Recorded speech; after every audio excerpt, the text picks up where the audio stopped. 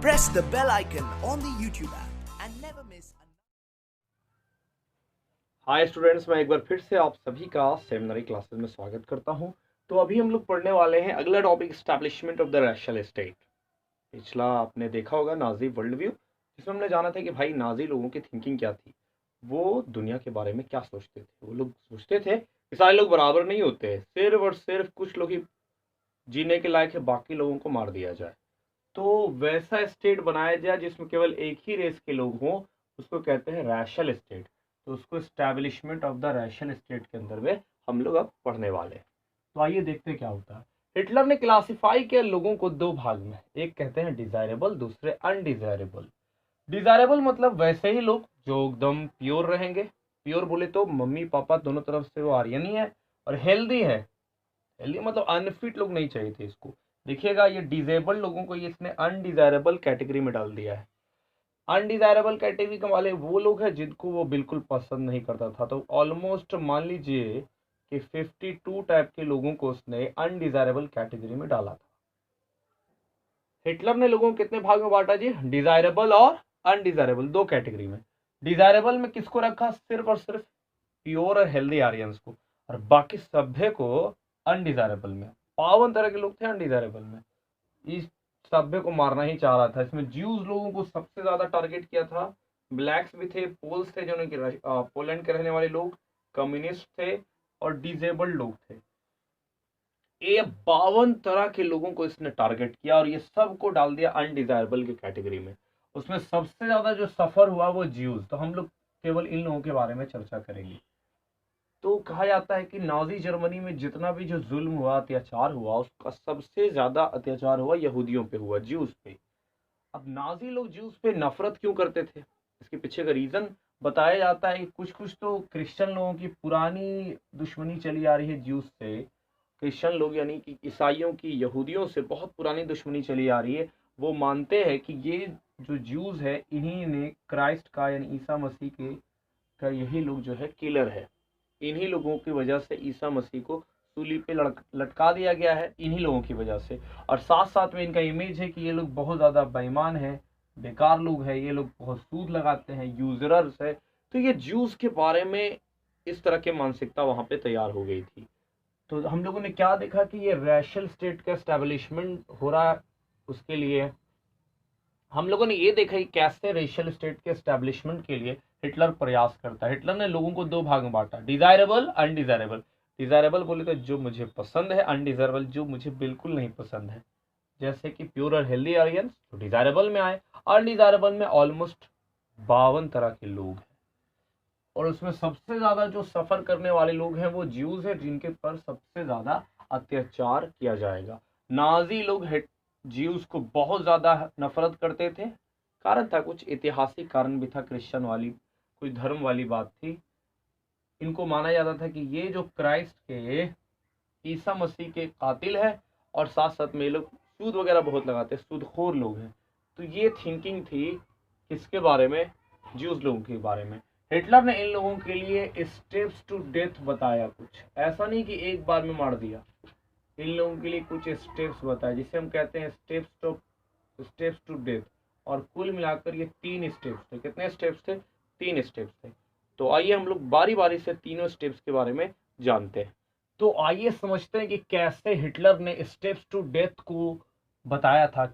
बताइए, मारने के लिए भी इसने स्टेप्स लाया था।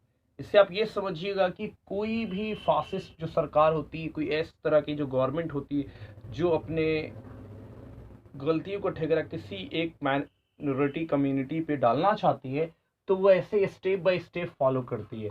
ऐसा नहीं कि वो ऐसा एक बार में करेगी। Everything happens slowly slowly. तो पहला चीज है एक्सक्लूजन, यानी अदराइजेशन किया जा रहा है। एक्सक्लूजन मतलब लोगों को अलग किया जा रहा है, जिसको कहते हैं डिवाइड एंड रूल। तो ये पहले एक्सक्लूजन किया गया। एक्सक्लूजन शब्द हुआ, एक होता है इंक्लूजन। इंक्लूजन मतलब एक कर दिया गया, मिलाया जाए। एक्सक्लूजन मतलब अलग थलग किया गया, अलग किया गया। आइए समझते क्या होता है कि एक कानून पास किया गया, एक संविधान में एक लॉ पास किया गया जिसे कहते हैं न्यूरम्बर्ग लॉ ऑफ सिटीजनशिप। 1935 में पास किया गया, जो कह सकते हैं कि ज्यूज लोगों के लिए बहुत ही काला कानून साबित हुआ। इस कानून के अंतर्गत सिर्फ जर्मन या उससे रिलेटेड ब्लड के लोगों को ही सिटीजन माना जाएगा। यानी सीधे सीधे ये कहा जा रहा है कि ज्यूज लोगों को नागरिकता यहाँ पर नहीं दी जाएगी। ज्यूज लोगों से नागरिकता छीन ली गई। ज्यूज लोग जो मैरिज करते थे जर्मन आर्यन से, उसको कंप्लीटली डिस अलाउ कर दिया गया, यानी you are not allowed to marry German Aryans if you belong to Jew community. तो पहले तो नागरिकता छीनी गई, शादी वगैरह को पूरी तरह से डिस अलाउ कर दिया गया, यहाँ तक कि ये नेशनल फ्लैग अपने देश का झंडा तक नहीं लहरा सकते हैं। इनसे नागरिकता जब छीन ही ली गई तो धीरे धीरे सारी चीज़ें करनी शुरू हो जाएगी।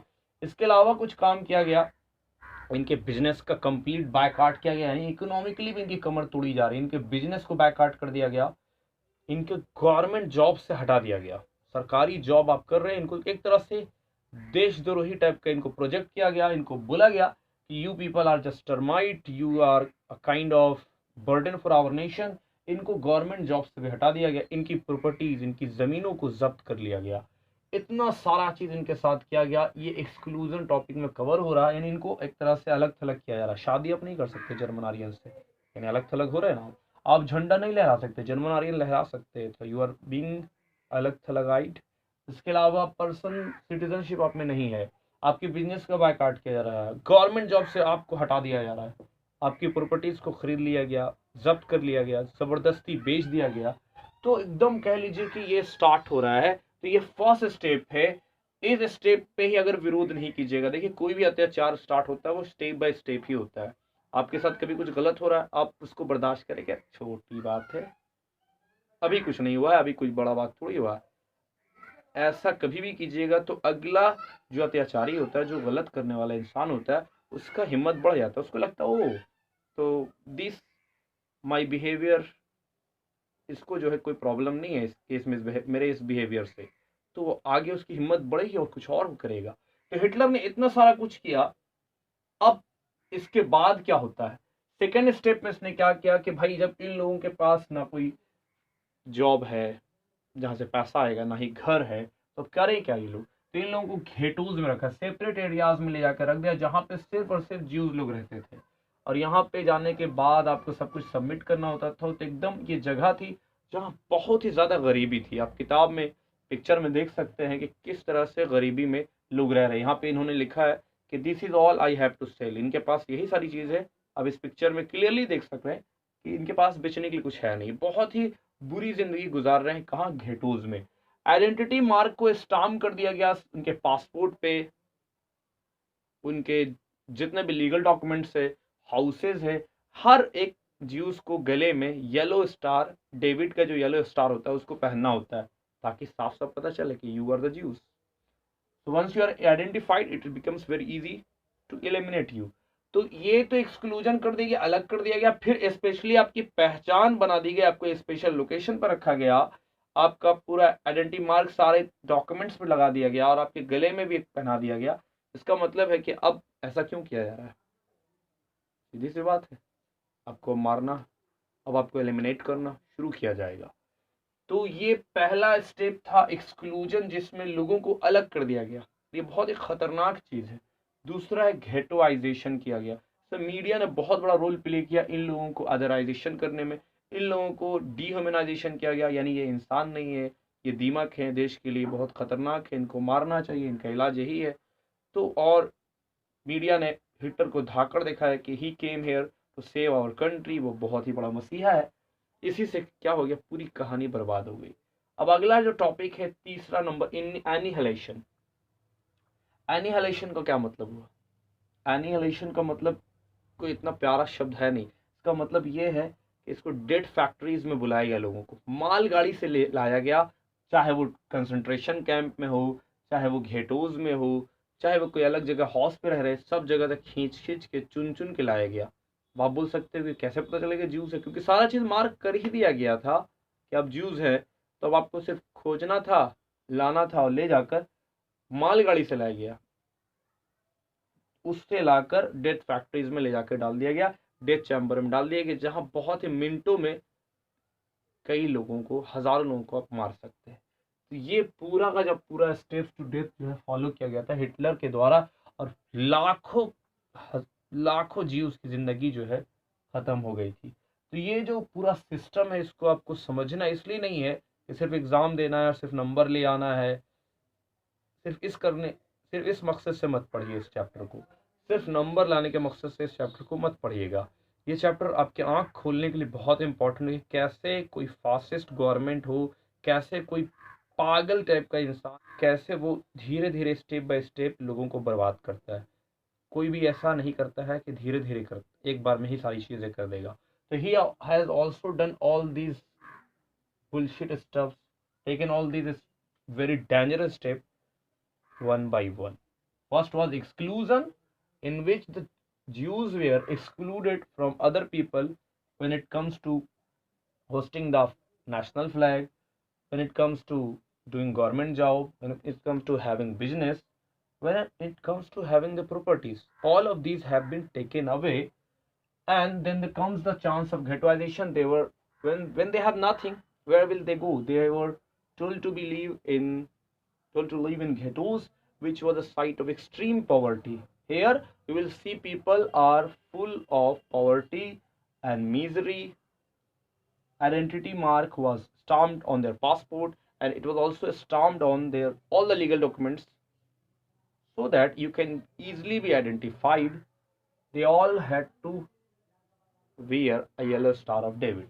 And the last step was annihilation, in which the lot of Jews, wherever they are, it doesn't matter, they were, because they have been clearly ghettoized, it is now very easy to identify them. So once it is very easy to identify them, so they were brought to the death factories from the goods train, and then they were just killed within minutes.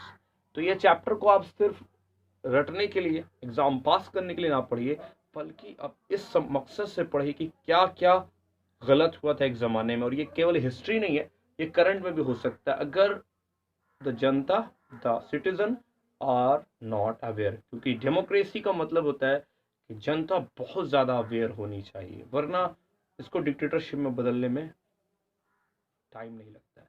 Thank you.